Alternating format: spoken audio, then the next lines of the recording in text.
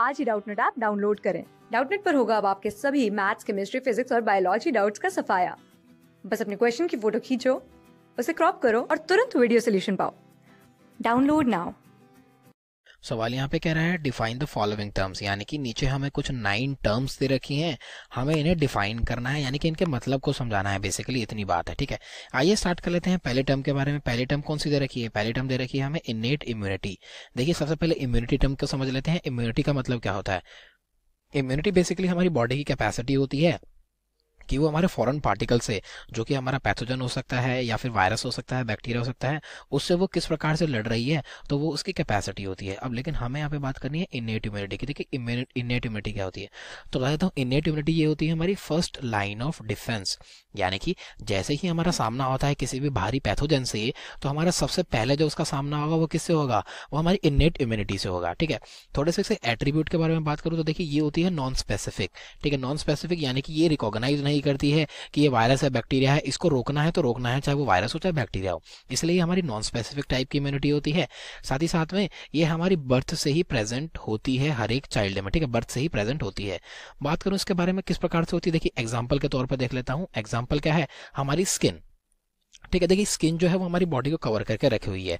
तो होता क्या है, कोई भी जो वायरस, पैथोजन, जो बैक्टीरिया होते हैं वो हमारे बॉडी के अंदर इतनी इजीली नहीं घुस सकते, क्योंकि उसके बाहर जो क्या है एक हमारा फिजिकल बैरियर है जिसको हम स्किन बोल रहे हैं, ठीक है। तो स्किन क्या है? स्किन बेसिकली हमारी एक इनेट इम्यूनिटी का ही पार्ट होती है, जो कि देखिए नॉन स्पेसिफिक है, ठीक है। कोई भी पैथोजन हो, वायरस हो, बैक्टीरिया हो, स्किन सबको रोकेगी। वो ऐसा नहीं है कि वायरस को कह देगी कि तुम चले जाओ, बैक्टीरिया को कहेगी नहीं तुम मत जाओ, ठीक है। नहीं, वो सभी पैथोजन को रोकेगी, कोई भी पैथोजन हो, ठीक है। तो इसलिए इसको नॉन स्पेसिफिक बोलते हैं। और स्किन तो आपको पता ही है बर्थ से ही प्रेजेंट होती है, इसलिए ये हमारा एक इनेट इम्यूनिटी होती है जो हमारी बर्थ से प्रेजेंट होती है, नॉन स्पेसिफिक होती है और हमारे कई सारे पैथोजेंस को एंट्री नहीं लेने देती हमारी बॉडी के अंदर, ठीक है।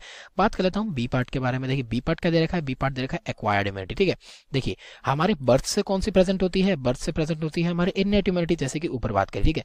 हमारी जैसे ही एज बढ़ती है, हम अपने लाइफ के एक्सपीरियंस लेते हैं, ठीक है, तो हम क्या करते हैं? हम एक्वायर करते हैं, ठीक है। और एक्वायर करते हैं किसको? इम्यूनिटी को, ठीक है। इम्यूनिटी तो पता ही है क्या बोला मैंने अभी, वो हमारी कैपेसिटी होती है बॉडी की फाइट करने की, ठीक है।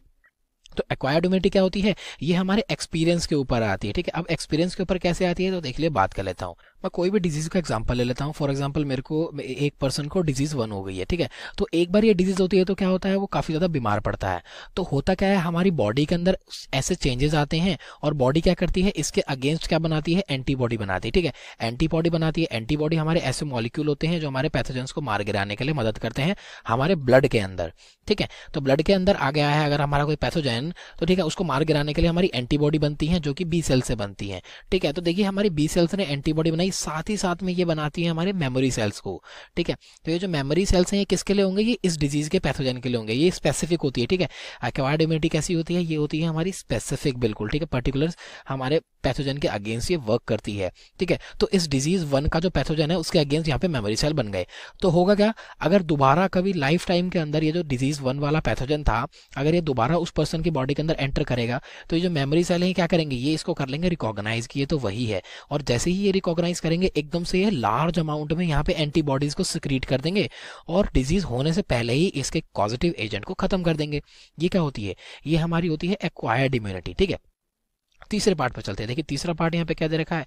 ये दे रखा है हमें इम्यूनोलॉजी, ठीक है। देखिए इम्यूनोलॉजी क्या है? इम्यूनो और लॉजी। तो यहाँ पे क्या होता है, अगर हम स्टडी करते हैं, ठीक है, स्टडी ऑफ इम्यून सिस्टम, ठीक है। अगर हम इम्यून सिस्टम की स्टडी कर रहे हैं, उसके मैकेनिज्म को स्टडी कर रहे हैं, उसकी फिजियोलॉजी यानी कि बॉडी के अंदर वो किस प्रकार से काम कर रहा है, उसकी अगर हम स्टडी कर रहे हैं, तो वो हमारी इम्यूनोलॉजी होती है, ठीक है। ये बेसिकली हमारी एक ब्रांच होती है, किसकी? हमारी ब्रांच ऑफ साइंस, ठीक है।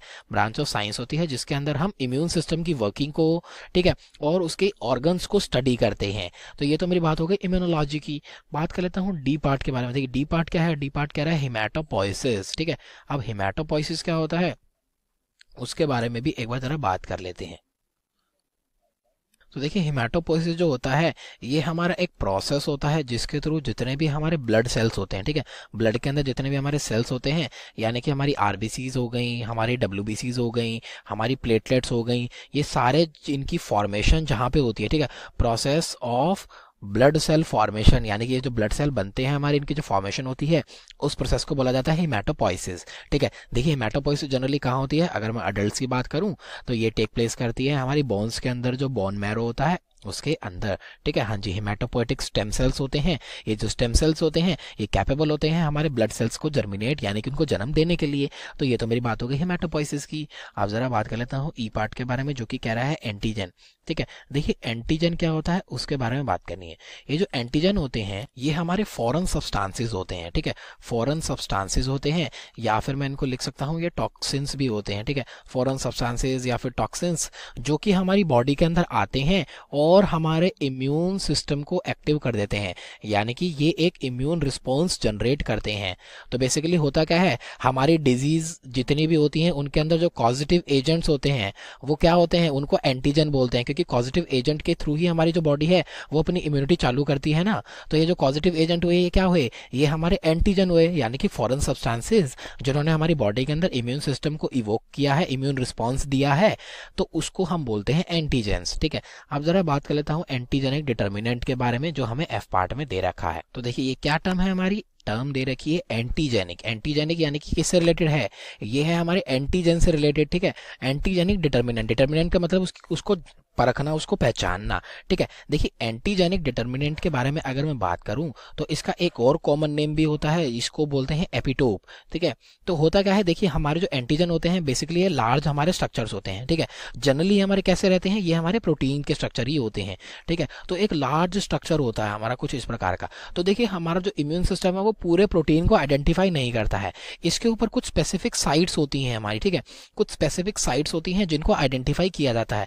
तो ये जो हमारी स्पेसिफिक साइट्स हैं जो हमारे इम्यून सिस्टम को एक्टिवेट कर रही हैं उनको क्या बोलते हैं, उन्हीं को बोला जाता है एपिटोप या फिर एंटीजेनिक डिटर्मिनेंट। ठीक है, यानी कि पूरे प्रोटीन को, प्रोटीन क्या है बेसिकली एंटीजन का स्ट्रक्चर है, एंटीजन हमारे प्रोटीन से ही बना होता है जनरली। ठीक है, तो पूरा प्रोटीन, अब प्रोटीन तो काफी ज्यादा बड़ा होता है, उसका 3D स्ट्रक्चर होता है, तो हम पूरे प्रोटीन को आइडेंटिफाई ना करके उसके थोड़े से पार्ट को आइडेंटिफाई किया जाता है हमारी बॉडी के द्वारा, जिससे इम्यून सिस्टम जनरेट होता है, उसी को एंटीजेनिक डिटर्मिनेंट बोला जाता है, या फिर उसको हम एपिटोप भी बोल सकते हैं। ठीक है, अब जरा देख लेते हैं बात जी पार्ट के बारे में, जो कि हमारी वैक्सीन। देखिए वैक्सीन क्या होता है, आपने कॉमनली सुना होगा कि जब कभी हम बीमार पड़ जाते हैं तो हम वैक्सीन दी जाती है। तो देखिए अगर मैं बात करूं वैक्सीन के बारे में तो ये क्या होती है, ये होती है हमारी मेडिकल प्रिपरेशंस। ठीक है, मेडिकली इन्हें प्रिपेयर किया जाता है और बेसिकली किस सिद्धांत के ऊपर काम करती हैं, तो देखिए मैंने ऊपर बात करी थी किसकी, एक्वायर्ड इम्यूनिटी की, उसके सिद्धांत के ऊपर ये काम करती हैं। तो देखिए होता क्या, आपने कभी कभार देखा होगा जो छोटे बच्चे होते हैं उनको क्या करते हैं, कई बार पोलियो की ड्रॉप दी जाती है। ठीक है, तो ये जो पोलियो की ड्रॉप दी जाती है बेसिकली क्या होती है, ये एक हमारी एक वैक्सीन होती है। तो देखिए वैक्सीन के अंदर हम क्या करते हैं, हम यूज करते हैं इनएक्टिवेटेड, ठीक है, इनएक्टिवेटेड या फिर किल्ड माइक्रोब्स को या फिर किल्ड पैथोजेंस को हम यूज करते हैं।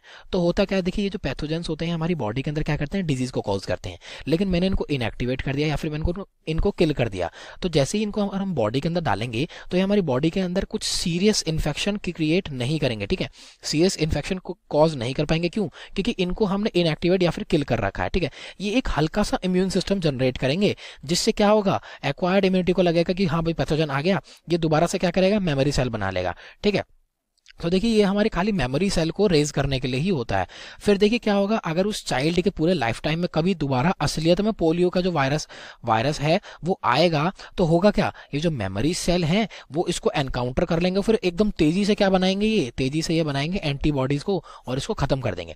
तो ये किसके ऊपर, सिद्धांत के ऊपर है, ये एक्वायर्ड इम्यूनिटी के सिद्धांत के ऊपर है, यानी कि हमारे इम्यून सिस्टम को पहले से ही ट्रेन कर दिया जाता है कि अगर ये पैथोजन आए तो इसको जल्दी से मार गिराएं। तो ये हमारी वैक्सीन्स होती हैं।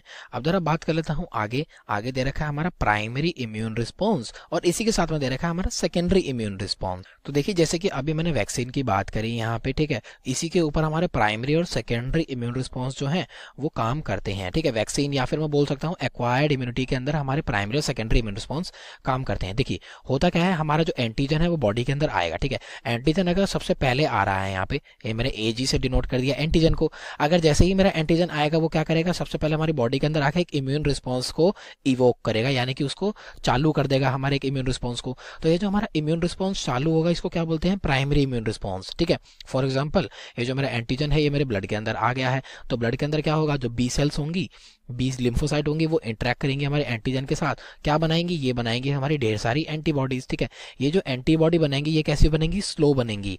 ठीक है, काफी ज्यादा कम बने, मतलब कम नहीं बनेंगी, लेकिन ये धीरे धीरे बनेंगी, इसलिए हमारी जो डिजीज है वो हमारे पेशेंट को हो जाती है। साथ ही साथ में ये बनाएंगे हमारे मेमोरी सेल को, जो कि इस एंटीजन के लिए स्पेसिफिक होगा, यानी कि दोबारा कभी ये एंटीजन आएगा तो इसको मार गिराने में मदद करेगा। ठीक है, तो ये जो हमारा पहला इम्यून रिस्पॉन्स होता है। फिर क्या होता है, हमारा ये जो सेम एंटीजन है ये दोबारा आया है यहाँ पे। ठीक है, तो होगा क्या, देखिए इसके लिए इसका ही एक स्पेसिफिक मेमोरी सेल जो है वो पहले से ही प्रेजेंट है बॉडी के अंदर। तो होगा क्या, इस टाइम में हमारा एक फास्टर इम्यून रिस्पांस जनरेट होगा। ठीक है, ये जो फास्टर इम्यून रिस्पांस होता है इसी को बोलते हैं सेकेंडरी इम्यून रिस्पांस। ये किसकी वजह से होता है, मेमोरी सेल की वजह से होता है, जो कि जैसे ही हमारा एंटीजन आएगा सेम उसके अगेंस्ट ढेर सारी मात्रा में एंटीबॉडीज को सिक्रीट कर देंगे, जो कि उसको मार गिराने में सक्षम होगा। ठीक है, तो ये होते हैं हमारे प्राइमरी और सेकेंडरी इम्यून रिस्पॉन्सेज। यहाँ पे जो हमारी 9 टर्म्स दे रखी थी सारों को हमने डिफाइन कर दिया और समझ लिया आखिरकार किस चीज से क्या रिलेट होता है। Thank you. क्लास 6 से 12 से लेके नीट, IIT, जेईई मेंस और एडवांस के लेवल तक 10 मिलियन से ज्यादा स्टूडेंट्स का भरोसा। आज ही डाउनलोड करें डाउटनेट ऐप या व्हाट्सएप कीजिए अपने डाउट्स 8400 400 400 पर।